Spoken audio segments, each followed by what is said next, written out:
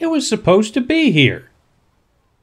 Johann Otto Poulter was a German merchant and amateur ocean explorer sailing around the 14th parallel north, just to the east of the Lesser Antilles, or in the vicinity of Barbados, on the outskirts of the Caribbean Sea. He had made several voyages to the location, but this fifth one in 1904 was likely to be his last. 20 years earlier, in 1884, he had discovered a beautiful, undisturbed island here that was like something out of a storybook.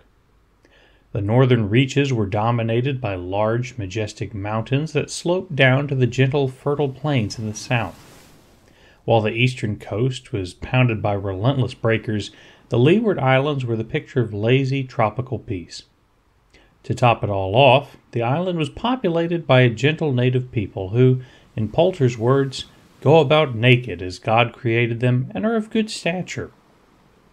Surprised to have discovered such a gem in such a well-trafficked region, and at such a late date, Poulter resolved to name the island after his country's greatest philosopher, Immanuel Kant, calling the place Kantia. Making note of his findings, he carried on with his commercial duties before returning to Germany. In that age of imperial nationalism, Poulter's discovery was of some interest to the Kaiser, the Emperor of Germany, and Poulter resolved to return to Kantia and formally claim it for the Reich. The trouble was that when Poulter returned, the island was nowhere to be found, just the rolling waves of the Caribbean where paradise was meant to be. Frustrated but determined, Poulter returned a total of 4 times before finally having to admit defeat in 1904.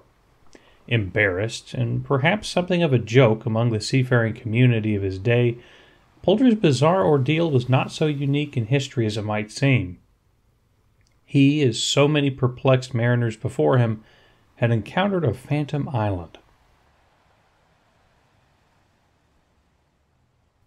You're listening to The Inglenook, a show about some of history's greatest stories. As always, I'm your host, Logan East. Today's episode explores a mysterious and recurrent phenomenon in the annals of oceanic navigation: phantom islands. Almost as long as sailors have been charting the waves, there have been reports of islands, reefs, and atolls that, upon later inspection, seem not to have existed at all. How and why these islands come to populate maps and dreams varies considerably across time, place, and circumstance, but the pattern is always a fascinating one. In almost all cases, the people who discover these islands, or claim their existence, seem to have sincerely believed that they were where they said they were, often retelling detailed stories of their experiences there. While the majority of Phantom Island cases involve the passing of small, nondescript islands that turned out not to be, whether from coordinate mistakes, tricks of the eye, or temporary shifts of pumice and seaweed, there are other cases that persistently puzzle readers. If the islands described did not exist, then what on earth did the reporters experience? Were they lying for personal reasons, or did they have an encounter that can never be understood?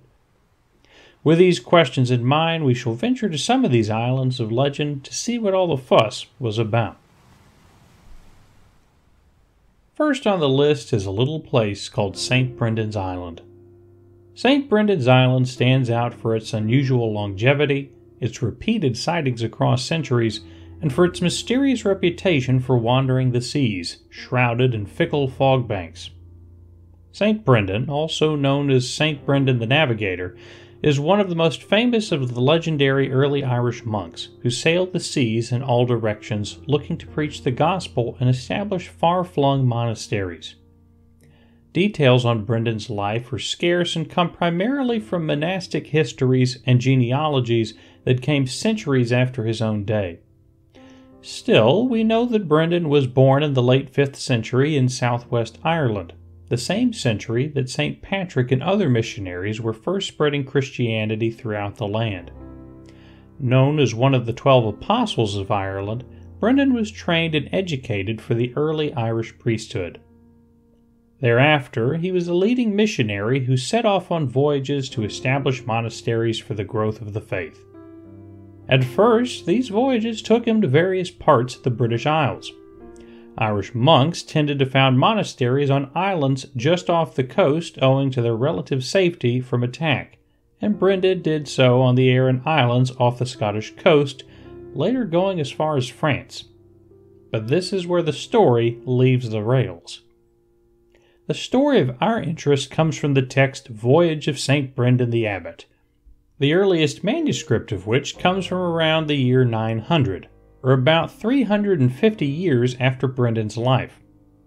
Brendan, it is said, was made aware by his fellow monk of the apparent existence of a promised land, perhaps the lost Garden of Eden, intended for those who live a true Christian life, and which was also supposed to be an island in the Atlantic. Very convenient. In the story, Brendan selects a team of 14 monks, prepares by fasting, and constructs a boat of sticks and animal hides. He is also joined by 3 others who insist on tagging along, though he warns them against the decision. They will all end up dying or being left behind on the trip.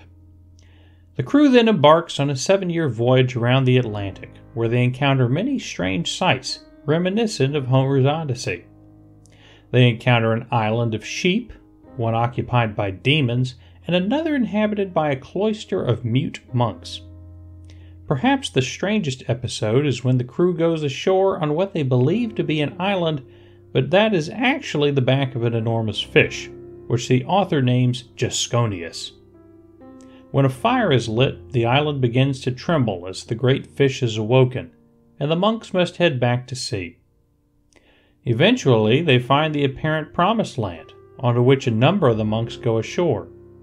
Overcome by the beauties and wonders of the heavenly island, Brendan and his companions stay there for what seem to be 2 weeks, but which is experienced by those left in the boat as a year. The sea-bound monks were kept away by a cloud of dense fog. Nevertheless, the reunited monks returned to Ireland satisfied by the promise of paradise. The story was extremely popular and circulated in several Latin variations across Europe, leading to many alternate ideas of where St. Brendan's Island was supposed to be. Some people today maintain the belief that Brendan and his monks were the first Europeans to reach North America. For our interests, however, the most common purported and reported location of the island was somewhere west of the Canary Islands, which themselves are west of the North African coast, but which have long been occupied by Spain. Though the island occasionally appeared on speculative maps of the Atlantic, no serious reports of someone locating the island popped up again until the Age of Exploration. One of the earliest was made by a Portuguese seafarer who reported to Prince Henry the Navigator in the mid-1400s that he had found it, but was prevented from landing by bad weather. Henry apparently sent him back in search of it, but the man never returned from sea. There were a number of sightings throughout the 1500s and 1600s when navigation around the Canaries and across the Atlantic increased dramatically. The pattern was consistent. Sea captains would report seeing an island in the distance which they believed to be one of the Canaries, but as they sailed toward it, the island would be gone in the morning and the real Canaries would then be visible further away. Other versions involve people on the Western Canary spotting the island, complete with mountains, forests, and streams, from a distance through a telescope, but that it would disappear the next day. Such sightings continued into the 1700s, and a few attempts were made to locate the island directly, but all failed, and most people stopped believing in a real St. Brendan's Island. Given its mythical origins, such an island probably never existed, but it hardly stands alone as an example of a mystical isle. Like St. Brendan's, the next phantom island emerges from Irish myth. If you were to look at sea charts of the northeastern Atlantic from the 1300s down to 1873, it was possible to find a mysterious blotch west or southwest of Ireland called variously High Brazil, O Brazil, or simply Brazil, and that's Brazil spelt with an S, not a Z. Despite the similarity, the island's origin bears no relation to the modern nation of Brazil, which was founded centuries after the island's appearance on maps and named for the Brazil wood found there. High Brazil, instead, originates in uncertain Irish mythology, perhaps related in some ways to the idea of St. Brendan's Island. The belief in High Brazil seems to have originated both on the western and southern coasts of Ireland, where local traditions insisted on the existence of an island miles offshore that was visible for only one day every 7 years. At all other times, it was shrouded in fog and, based on some tellings, would move from place to place.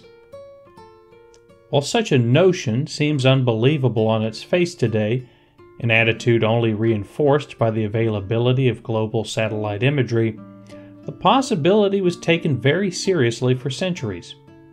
Phantom islands like Brazil, and even St. Brendan's, populated maps throughout the Renaissance that were the cutting edge of navigational technology for the day. One such example comes from Abraham Ortelius's Theatrum Orbis Terrarum, credited as the first atlas of the world in 1570. His map of the world featured a number of phantom islands and places both Brazil and St. Brendan's Island out to the west of Ireland. This presence caused many early seafaring explorers from the 1300s through the Age of Exploration to search in vain for the island. As with St. Brendan's, voyagers and mapmakers began to seriously doubt the island's existence during the 1700s, when the regularity and volume of sea traffic made it unlikely that such an island could exist where it was supposed to without being encountered. Maps in this century still included Brazil, but took to calling it either the imaginary island or the Rock of Brazil.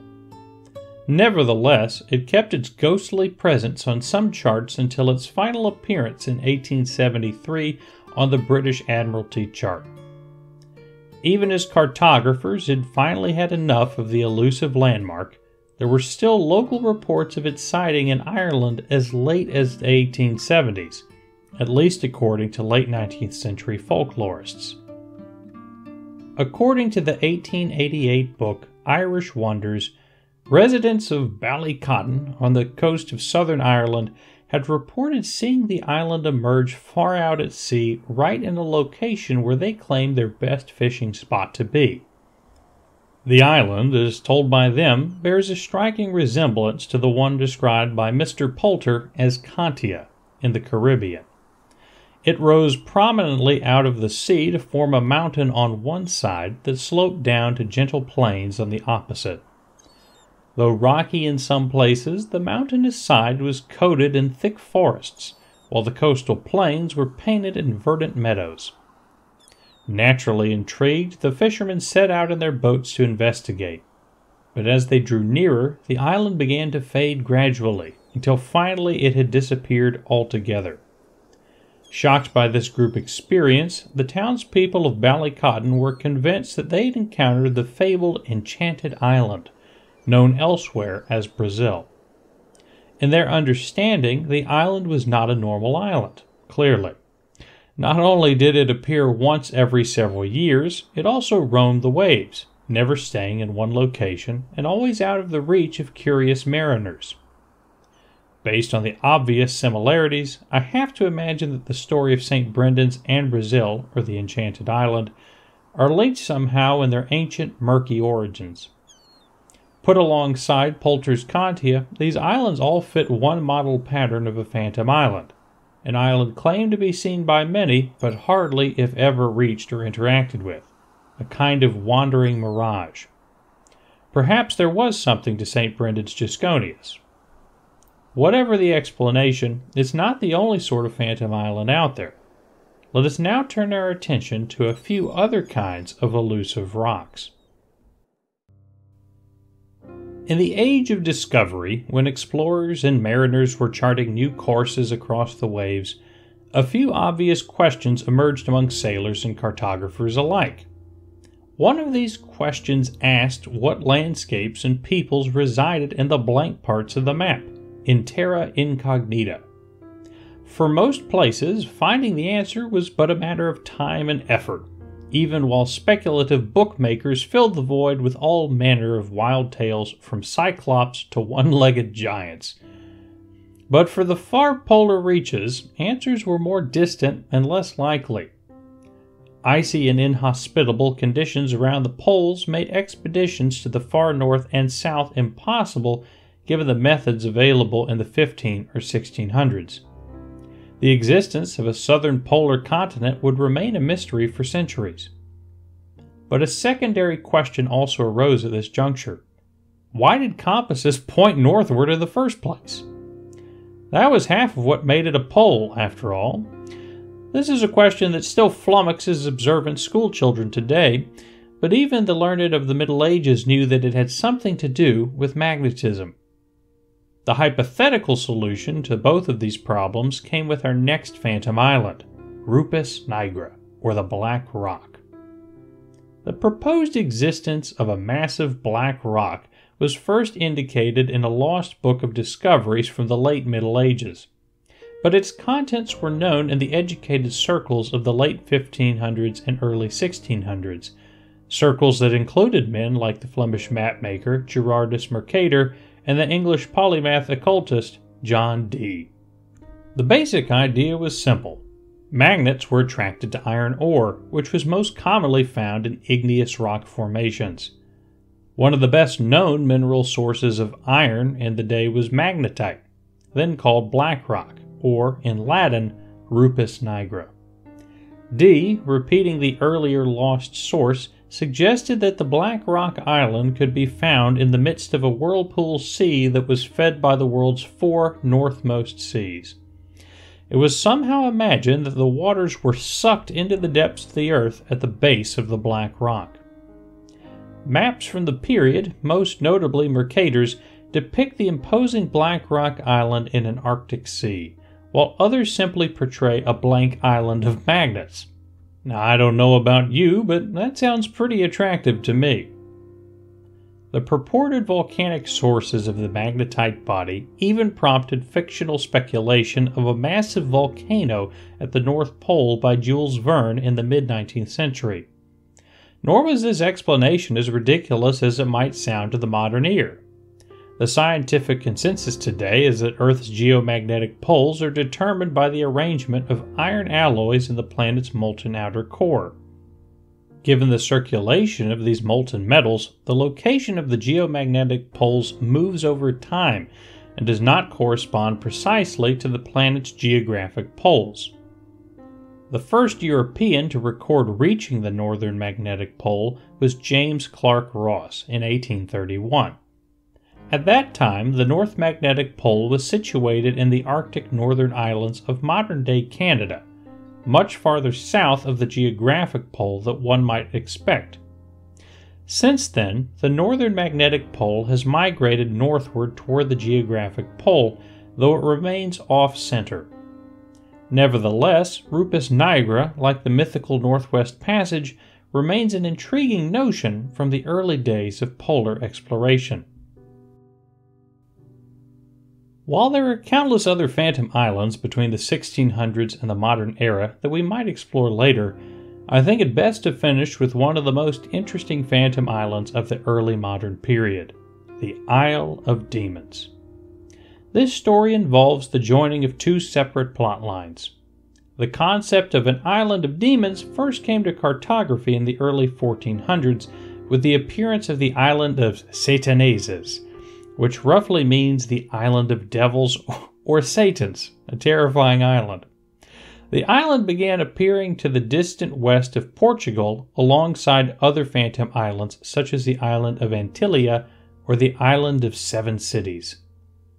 As the island reappeared on more maps throughout the 1400s, cities were added to the island. How people came to be aware of these cities, I have no idea. Likewise, how the idea of these islands entered the European cartographic world is unknown, though many theories argue that they were the legacies of earlier European voyages to the New World that were only poorly remembered by the 15th century. I find this explanation attractive. One such explanation posits that the islands are the legacy of Norse accounts of the New World and their accounts of the Skraelings, the Norse term for the Native Americans. Whatever their origin, the islands disappeared from maps following Columbus's voyage in 1492, suggesting that his discoveries disproved their existence in the middle of the Atlantic. Nevertheless, the notion of an island of demons haunted by beasts and spirits persisted, moving northwest off the coast of Canada, where adventurous fishermen were eagerly harvesting the newly discovered Grand Banks fisheries. Maps from the period even depict winged monsters flying around an enormous island east of the mouth of the St. Lawrence River, which I hope I don't need to tell you is not there today, unless one thinks of Newfoundland as being an island of winged monsters. In one of France's early attempts to create a permanent colony in what is now Canada along the St. Lawrence River, King François I assigned the mission to the experienced but impetuous Jacques Cartier and the dutiful military commander and nobleman Jean-François de la Roque de Roberval. Again, you will have to forgive my very English tongue. The king's sister and Queen of Navarre, Marguerite de Navarre, recorded one colorful event from Roberval's voyage in her collection of stories, the Heptameron, which is, by the way, a very interesting collection that anyone interested in this kind of stuff should check out. Again, that's the Heptameron. It's a collection of about 70 short stories from the Middle Ages. Roberval had evidently brought his young and unmarried kinswoman with him, Marguerite de Roberval, herself a noblewoman, and not to be confused with Marguerite of Navarre, who's doing the telling. Marguerite de Roberval evidently had an affair with a young man on board, though whether he was a crew member or a nobleman is disputed, which greatly angered the pious Jean-François. In the original telling, Jean-François ordered the male lover to be marooned on what was believed to be the Island of Demons off the Canadian coast, but Marguerite insisted on accompanying him, and her maidservant was left with them too. I have to wonder if the maidservant really wanted to go or if she was dragged along. In later tellings, Marguerite was forced onto the island with her maidservant, and the male lover joined them. In any case, the three castaways were left on the desert island while the ship carried on with her ill-fated mission. The trio was left on the island for several years. Both the lover and the maidservant ultimately died, and, after some time, Marguerite gave birth to a child fathered by her companion that also died from malnutrition.